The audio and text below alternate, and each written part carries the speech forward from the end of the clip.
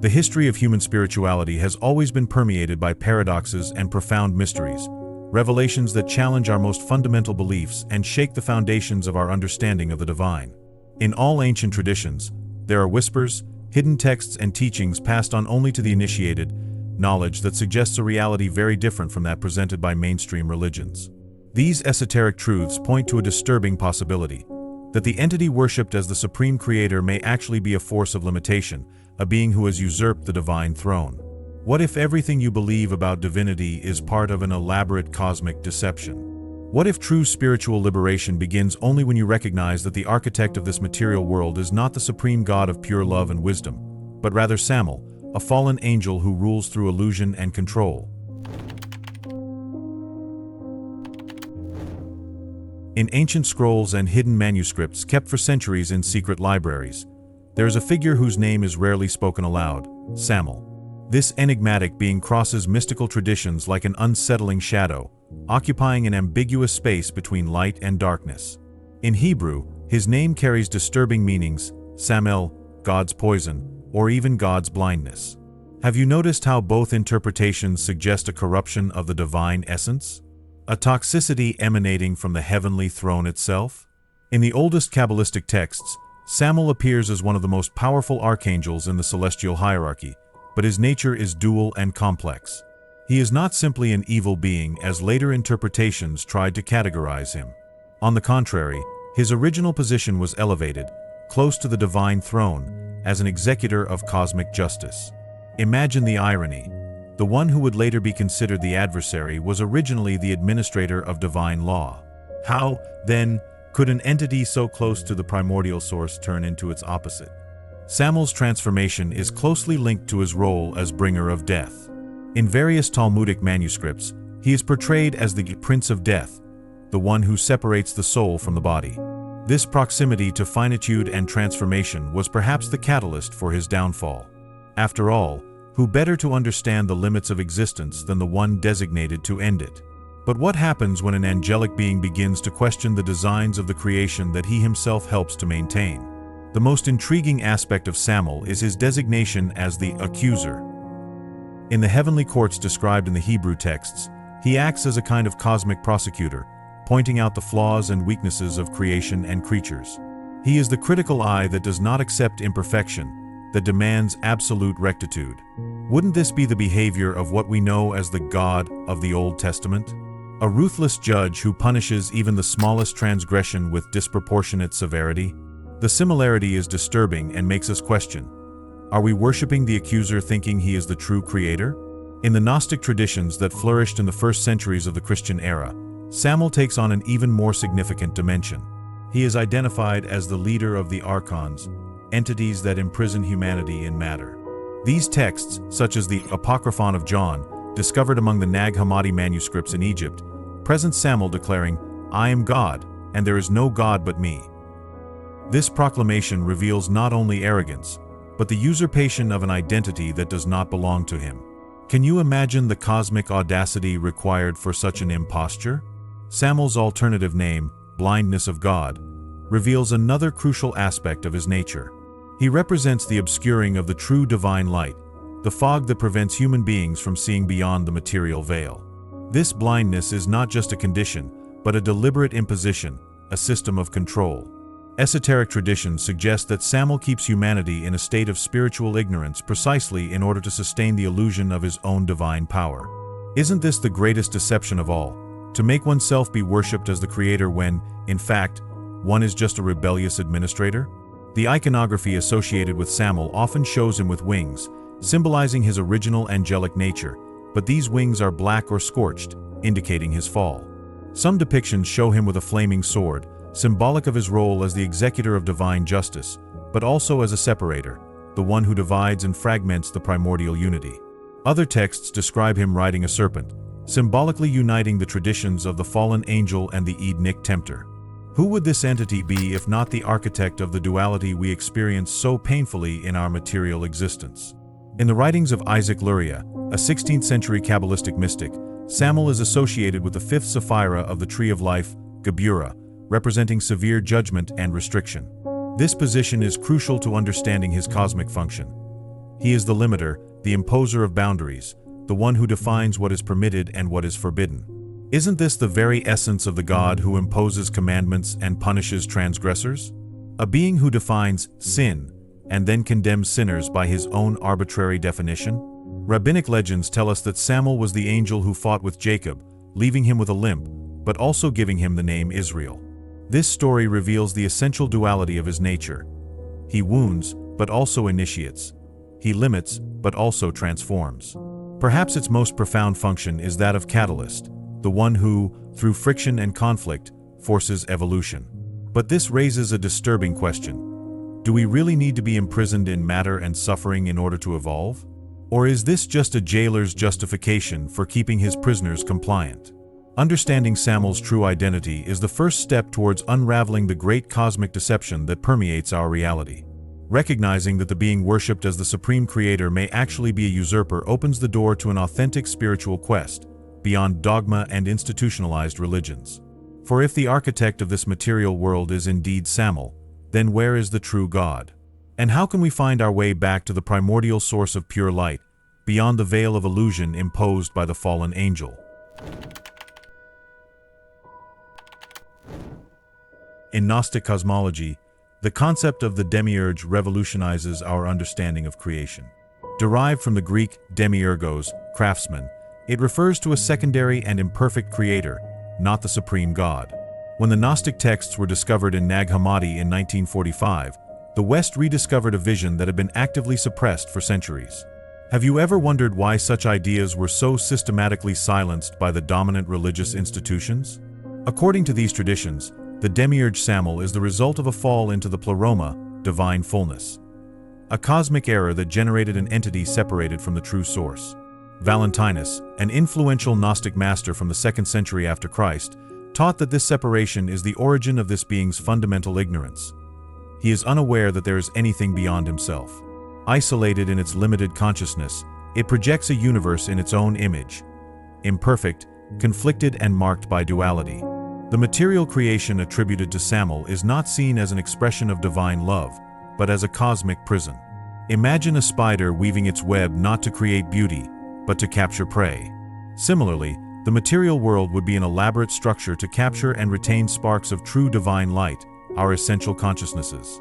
Natural laws, linear time, three-dimensional space, and constant duality would be deliberately designed mechanisms of limitation. How disturbing is it to consider that the very physical laws we study could be subtle shackles? In Hypostasis of the Archons, Samael appears surrounded by his archons, cosmic administrators who help him maintain the material system.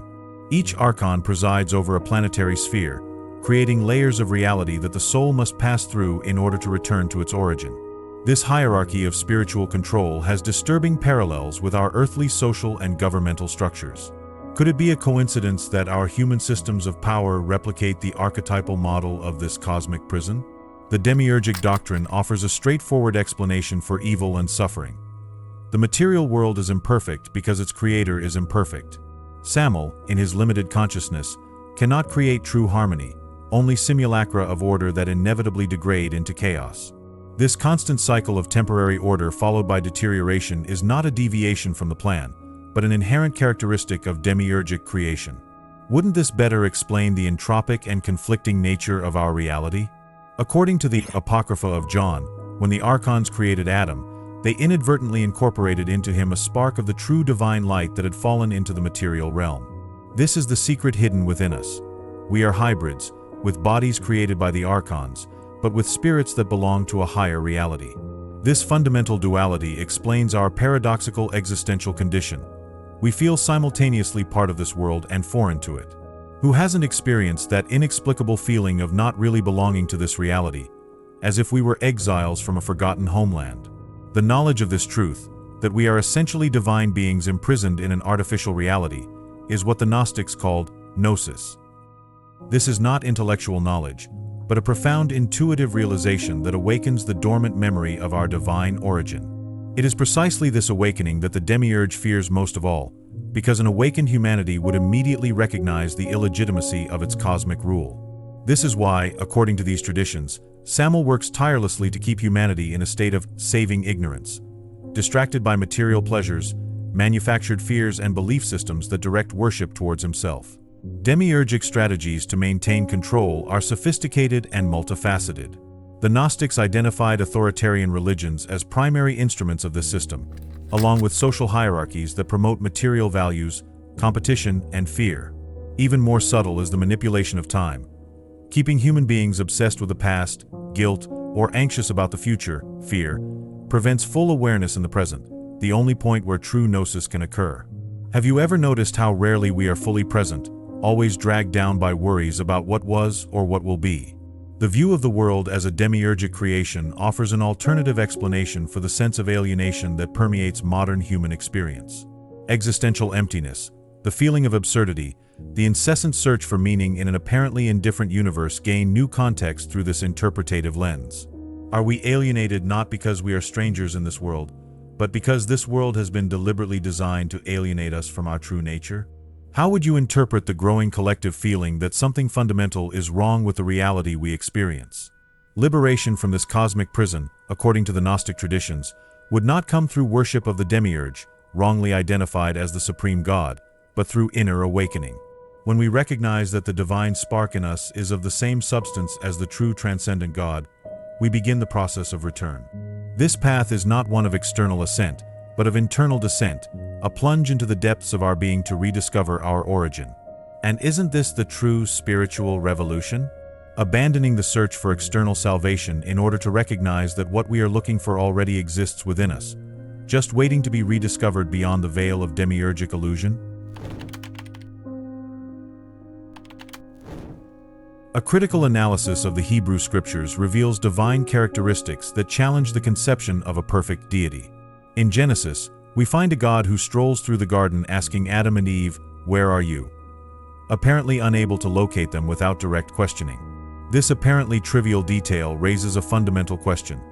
Would a truly omniscient being need to ask such a question? Isn't this textual evidence of the limited nature of this deity? Episodes of controversial divine action permeate the Old Testament with disturbing frequency. From the global flood to events in Egypt, from Sodom and Gomorrah to various historical interventions, the scale of the consequences ordered or executed directly by this deity is impressive. In Numbers chapter 31, there are instructions for severe consequences against the Midianites, with specific distinctions for different groups. In 1 Samuel chapter 15, the order involves strict action against all the Amalekites, including the most innocent.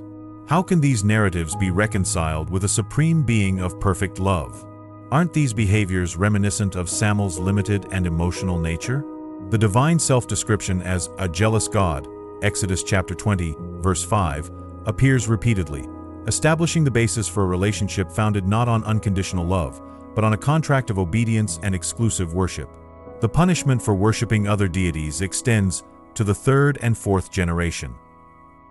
What being truly sure of its own supreme divinity would demand exclusivity under threat of punishment? Wouldn't this behavior be more consistent with an entity that fears being unmasked? When analyzed through the Gnostic lens, the proclamation, "I am the Lord, and there is no other," Isaiah chapter 45, verse 5, takes on new meaning.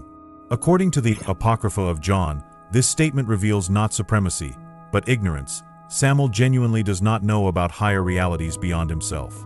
His insistence on exclusivity would not be an assertion of absolute power, but an inadvertent confession of cosmic limitation, the declaration of a being who believes he is the top of the divine hierarchy simply because he cannot perceive what lies beyond. Particularly revealing is the treatment of knowledge in the Edenic narrative. The express prohibition against eating from the tree of the knowledge of good and evil establishes a fundamental paradigm: knowledge as a threat. The serpent, traditionally demonized, is the one who tells the truth in the story. You will not die. You will be like gods, knowing good and evil. After eating the fruit, Adam and Eve don't die instantly, but have their eyes opened. The divine reaction is revealing. Behold, man has become like one of us, knowing good and evil, followed by expulsion from paradise. What kind of deity would fear the awakening of conscience in his creations? The Gnostic interpretation inverts this narrative. The serpent would be an emissary of the true transcendent divinity, trying to awaken humans to the reality of their imprisonment. The original sin would not be regrettable disobedience, but the first act of liberation.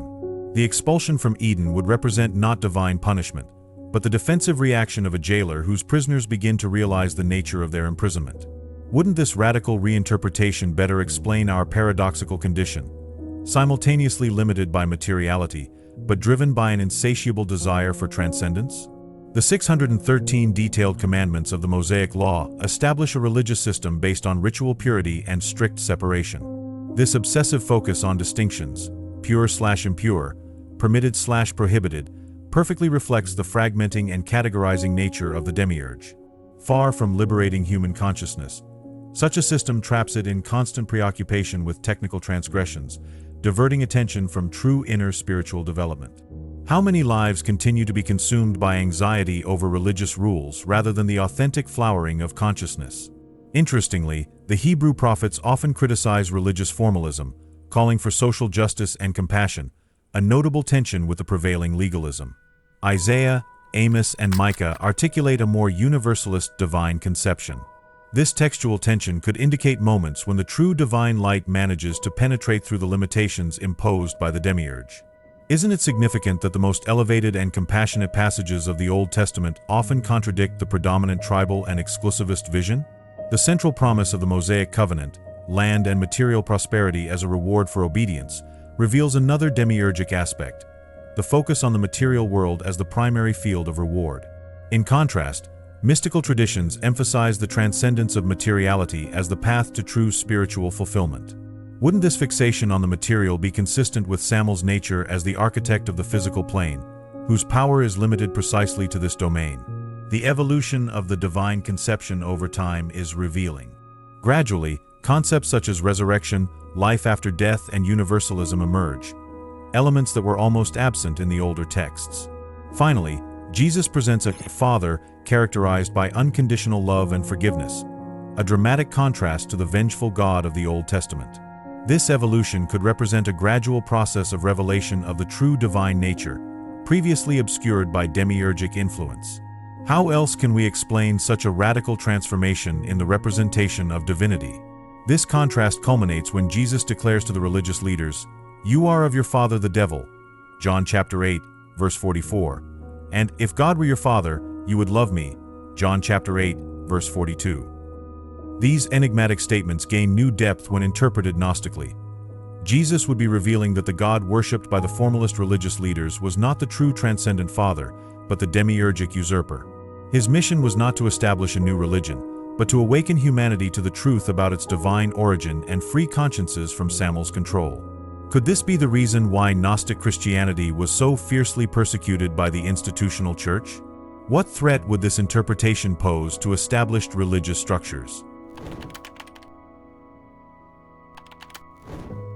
In the ancient Kabbalistic texts, particularly the Zohar and the treatise on the left emanation, an extraordinary female figure emerges who is often excluded from conventional theology: Lilith, Samael's primordial consort.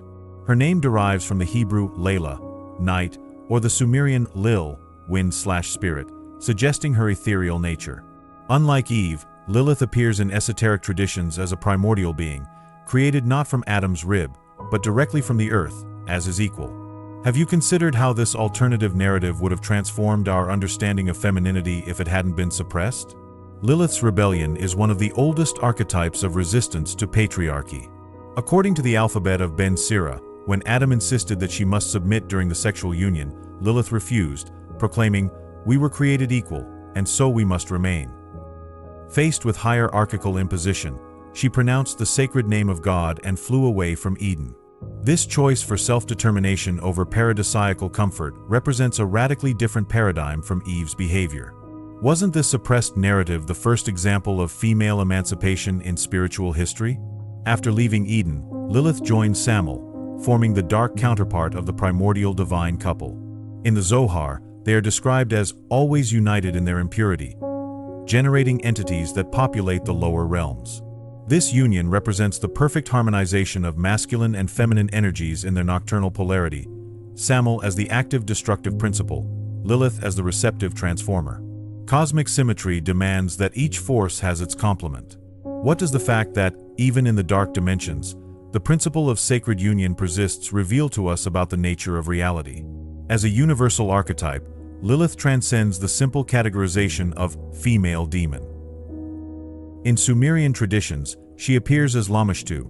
In Greek mythology, she is reflected in Hecate. Among pre-Islamic Arabs, she was Al-Qarina. This universality suggests that she represents a fundamental aspect of the collective psyche, the indomitable feminine who inhabits the boundaries between worlds and holds the secrets of creation and destruction.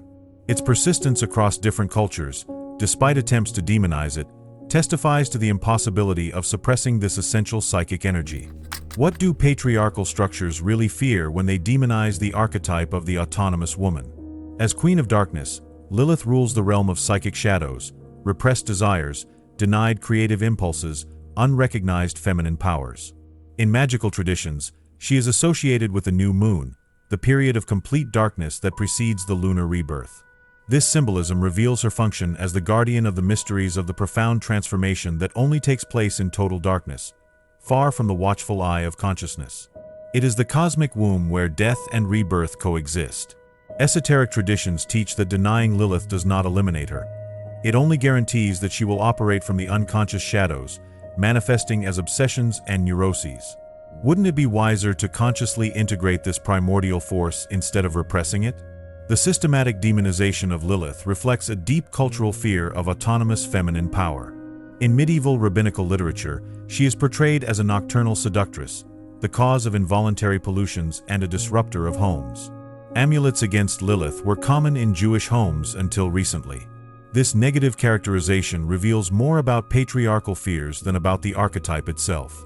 Female sexuality not controlled by male structures, reproductive capacity independent of male approval, creativity not subordinated to sanctioned purposes. All these aspects of the autonomous feminine were projected onto the demonized figure. How would our civilization be different if the wild feminine were honored instead of feared? The Eve/Lilith dichotomy represents two feminine possibilities: submission versus autonomy. Eve accepts the limitations imposed, transgresses only when tempted, and remains within the paradigm of obedience even in her disobedience. Lilith fundamentally rejects the very concept of hierarchy. This polarization remains manifest in contemporary expectations of appropriate female behavior. The good woman versus the problematic one, the wife versus the mistress, the mother versus the witch. How many women today still find themselves torn between these archetypes, unable to integrate the multiple dimensions of their being? The Samael-Lilith union constitutes the dark hierogamy, the sacred marriage in its inverse manifestation. While traditional hierogamy harmonizes opposites to create order and life, this union harmonizes them for dissolution and transformation. This complementary polarity is essential in esoteric understanding. Creation and dissolution are aspects of the same divine process. The Zohar teaches that no light can exist without shadow, no holiness without impurity. How could genuine free will exist without the possibility of choosing darkness? In Jungian psychology, Lilith represents aspects of the feminine shadow in all of us. For women, she embodies the repressed potential for autonomous power, guilt-free sexuality, and justified indignation against oppression. For men, it represents both the fear of and attraction to the uncontrollable feminine. The conscious integration of this archetype, rather than its projection onto external bad women, is essential for integral psychological development. Jung observed that what we deny controls us in the most terrible ways. How many destructive behaviors in our society result from the systematic repression of this archetype instead of its conscious integration? In contemporary spiritual feminist movements, Lilith has been reclaimed as a symbol of liberation. Black moon rituals celebrate the menstrual period not as impurity, but as a sacred time of connection with inner transformative powers. This reclamation represents a profound healing in the cultural relationship with the untamed feminine. Her rebellion is reinterpreted not as a fall, but as a rise to freedom and authenticity. This resignification is part of a wider movement to restore balance to spiritual archetypes. What would happen if, collectively, we stopped fearing Lilith's energy and started honoring her transformative wisdom? Understanding the Samael-Lilith union offers a revolutionary perspective on the nature of the material world. If our physical universe is a demiurgic creation, Lilith's influence permeates the very fabric of the reality we inhabit. This would explain the dual nature of existence, simultaneously a limiting prison and a womb of transformation, full of intertwined beauty and horror. understanding this primordial couple is not a mere theological exercise, but the key to consciously navigating the reality we experience. Because if we inhabit a world created through this union, to know its archetypes is to know the fundamental forces that shape our daily existence. Wouldn't this wisdom be the first step towards transcending the limitations imposed by our immediate creators? In the depths of Western occultism, Samael occupies a surprisingly central and nuanced position. In the Lurianic Kabbalah, he is associated with the Sapphira Geburah on the Tree of Life, in the Column of Rigor. This location reveals its function as a necessary delimiting force and structuring discipline. Without limitation there would be no form, just as without definition there would be no creation. This Kabbalistic perspective already suggests a more sophisticated understanding of Samael as a structuring cosmic power, not merely an adversary. Wouldn't this view be fundamentally different from the caricature presented in exoteric religions? In Renaissance grimoires such as the Key of Solomon and the Lemegeton, Samael appears as the ruler of Mars, planet of conflict, martial energy and transformation through adversity. The rituals to invoke his influence aim to develop courage, assertiveness, and the ability to set limits. Ceremonial magicians understood that consciously negotiating with this force was preferable to repressing it only to see it manifest uncontrollably. This approach reveals deep psychological wisdom. What we don't consciously integrate emerges unconsciously in distorted forms. How would our relationship with dark aspects be different if we adopted this psycho-spiritual sophistication? In the Hermetic tradition, systematized in the Order of the Golden Dawn, Samael guards the 27th path of the Tree of Life, connecting Hod, intellect, to Netzach, emotion. This position reveals a crucial initiatory function. It challenges the seeker to integrate analytical knowledge and direct emotional experience. The underlying question is, can you transcend the limitations of both intellect and emotion to achieve integral understanding? This initiatory test shows that Samael is not an obstacle to be overcome, but a necessary catalyst for higher psychic integration. How many spiritual seekers remain trapped in intellectual abstractions or disconnected emotions precisely because they fail this test? In the esoteric tarot, Samael is linked to the 15th card, the Devil. This card, often misunderstood, represents concentrated materiality and the spirit attached to form. The illustration shows chained figures who could easily free themselves if they recognized the illusory nature of their chains, a perfect visual representation of the demiurgic role, creator of a prison whose power depends fundamentally on the prisoner's ignorance of the nature of their confinement. Significantly, this card precedes the Tower, destruction of false structures, and the Star, spiritual renewal. Wouldn't this sequence be a perfect representation of the Gnostic process of liberation? Aleister Crowley paid particular attention to Samael in his thelemic system. In his Liber Samech, a ritual for attaining the knowledge and conversation of the holy guardian angel, he incorporates invocations to this force as a necessary element for transcending the limitations of ordinary consciousness. Paradoxically, for Crowley, confronting and integrating Samael's energies was an essential part of the process of spiritual liberation. This apparent contradiction, using the forces of the imprisoner to achieve liberation, illustrates a fundamental esoteric principle. Transmutation surpasses simple rejection. As spiritual alchemists, we don't reject the raw material of our condition, but transform it by understanding its essential nature. Martinism, derived from the teachings of Louis Claude de Saint Martin, studies Samael as the prince of this world, not to be worshipped, but understood as part of the process of spiritual reintegration. This philosophy teaches that the cosmic fall was no accident, but a necessary part of a larger plan to develop consciousness through the experience of separation. Samael, in this view, plays a paradoxical role as the agent of separation who ultimately serves the purpose of reunification through the awakening of consciousness. This interpretation transcends simplistic demonization without denying the challenging aspect of this force. Wouldn't it be more spiritually useful to see even apparently adversarial forces as potentially educational? Rudolf Steiner offers one of the most complex occult interpretations of Samael. In Anthroposophy, he is identified as one of the 7 planetary spirits, specifically Mars, whose influence is necessary for human development, but which must be balanced with other cosmic forces. For Steiner, Samael represents the courage and strength necessary for individualization, but which, without the counterbalance of compassion, Venusian forces, degenerates into destructive aggression. This vision echoes the Kabbalistic understanding of Geburah needing balance with Chesed, mercy. What would our spiritual understanding be like if we approached all cosmic forces not as absolutely good or bad, but as necessary energies seeking dynamic balance?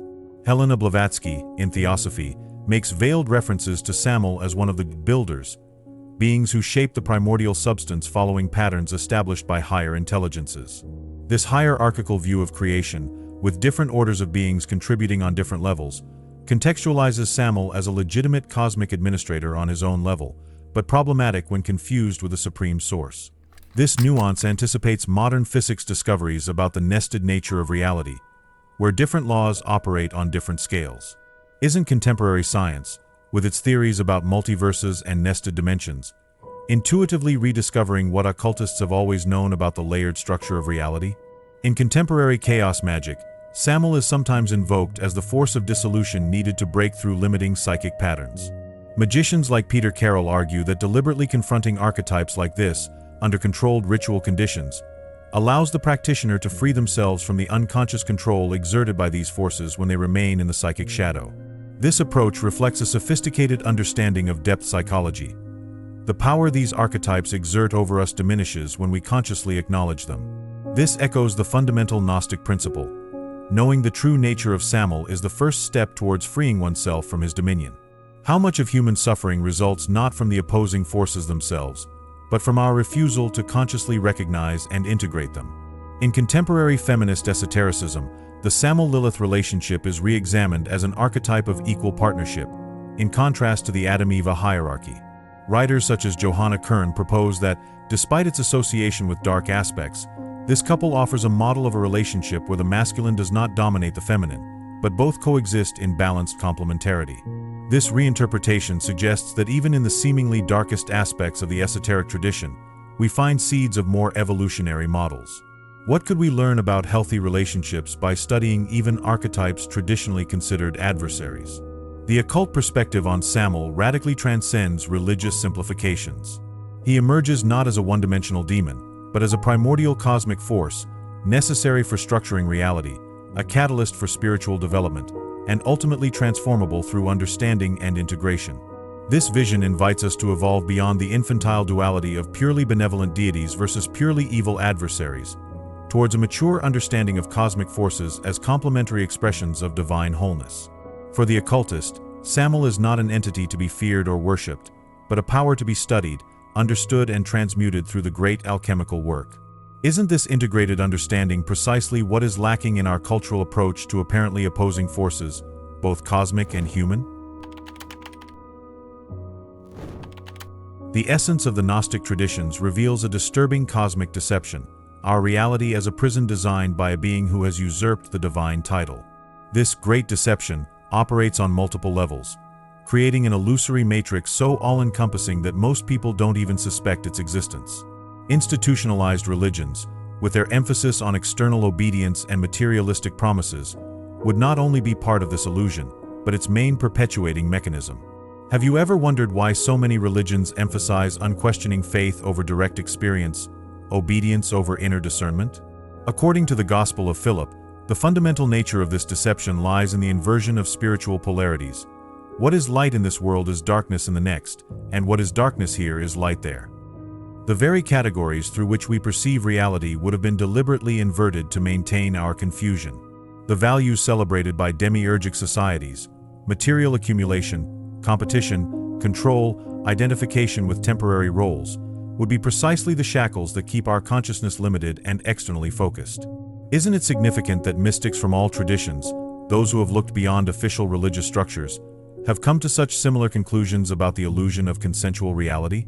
The primary psychological mechanism underpinning this deception is hypomnesis, the induced forgetfulness of our true nature. We are not simply born ignorant, we are actively led to forget. This process begins in early childhood, when we are gradually conditioned to identify exclusively with our physical body, personality, and social role, the persona, mask. Through conventional education, the imposition of norms, and the absorption of limiting narratives, children's consciousness is progressively restricted until their divine spark is almost completely obscured. How often do we see the extraordinary perception of young children being suppressed until they become well-adjusted adults, conforming to demiurgic expectations? The manipulation of time is a crucial aspect of this control. Human consciousness is kept in constant temporal dispersion, lamenting the past or looking forward to the future, rarely present in the only moment where true consciousness can flourish, the now. This fragmentation of attention is not accidental, but a deliberate mechanism. In the experience of the absolute present lies the potential for awakening, for only in the now can we directly perceive reality beyond concepts. Demiurgical religions often project salvation into the distant future, after death or the end of time, precisely in order to divert attention from the liberating potential of the present moment. Have you ever noticed how paradoxically difficult it is to stay fully conscious in the now, as if something were constantly pulling your attention away from this point of power? The archons, administrators of the cosmic prison, manifest not only as external entities, but as limiting internal psychological patterns. Fear, guilt, shame, the need for approval. These emotional states function as internal guardians that keep consciousness confined. Every time we allow ourselves to be dominated by these emotions, we reinforce our prison. Particularly effective is deep existential fear, the terror of not existing, of losing one's identity. This fundamental fear leads human beings to cling desperately to limited identities and false security, preferring known imprisonment to unknown freedom. How many decisions in your life have been based on fear rather than expansion? The system of sin, followed by divine punishment, represents another sophisticated control mechanism. By establishing arbitrary laws and then punishing for breaking them, Samael creates a cycle of guilt and atonement that keeps humanity in a permanent state of spiritual anxiety and dependence. This system differs fundamentally from the natural law of cause and effect, karma. In the demiurgic system, transgression is arbitrarily defined and punishment externally imposed. In natural law, consequences flow organically from actions without moral judgment. The difference is subtle but profound. One system generates guilt and fear, the other generates understanding and growth. How would our spiritual evolution be different if we were guided by the natural discernment of consequences instead of the fear of punishment? Modern consumerism, with its constant creation of artificial desires, represents the perfect contemporary manifestation of the demiurgic system. The incessant search for more possessions, status, experiences, keeps the consciousness in perpetual dissatisfaction and external dependence. This economic system, functionally a secular religion, serves Samael's purposes perfectly: to keep souls focused on materiality, chasing temporary satisfactions that never fill the existential void.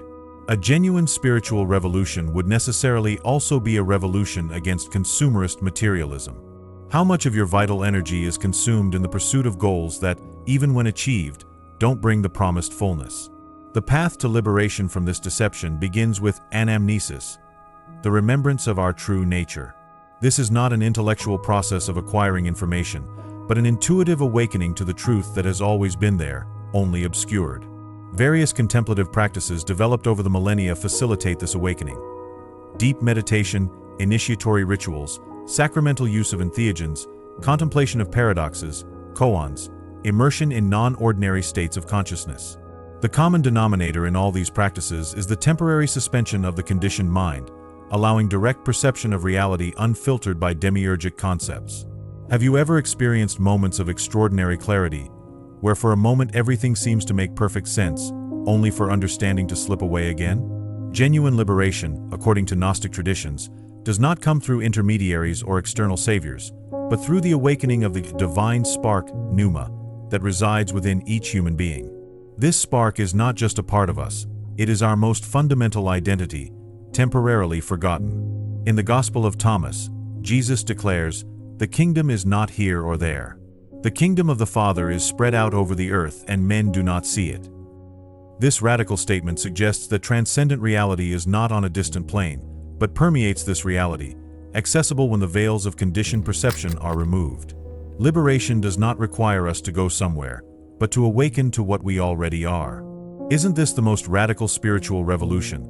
That we don't need to seek or attain divinity, but simply recognize our essential being? The liberating process usually includes a phase of deep disenchantment with demiurgic structures and beliefs, a necessary dark night of the soul. As the veils begin to dissipate, The seeker often experiences existential despair as they recognize the magnitude of the illusion in which they have lived. This state, although painful, is a sign of spiritual progress. The prison walls become visible precisely when we begin to move beyond them.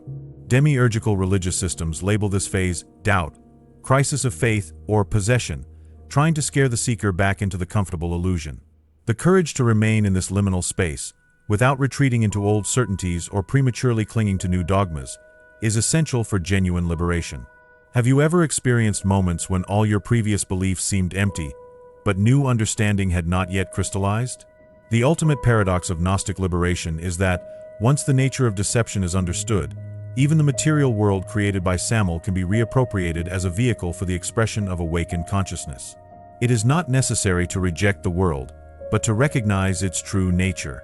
As the Gospel of Philip suggests, light and darkness, life and death, right and left, are brothers and sisters. They are inseparable. For this reason, neither good is good, nor evil is evil, neither life is life, nor death is death. This paradoxical understanding transcends duality and allows the awakened being to inhabit the demiurgic world without being limited by it, using materiality as a means of expression without being defined by it. Isn't this true spiritual alchemy? Not escaping the world, but transforming it through awakened consciousness? The path beyond the great deception is not a road for the faint-hearted. It requires courage to question the most fundamental structures of belief, discernment to navigate through layers of illusion, and persistence to keep searching even when all previous certainties dissolve. But for those who follow this path to the end, there awaits a freedom that transcends all conventional religious promises, not a distant salvation in some future paradise, but an immediate awakening to our true nature as expressions of divine consciousness, temporarily forgotten but eternally free. If you're interested in exploring more about spirituality, I've specially selected for you some videos full of profound insights and fascinating discoveries that you'll love. Just click on one of them. Don't forget to subscribe to the channel to continue this journey of self-discovery and spiritual learning. Your commitment to knowledge is the first step towards transforming your reality.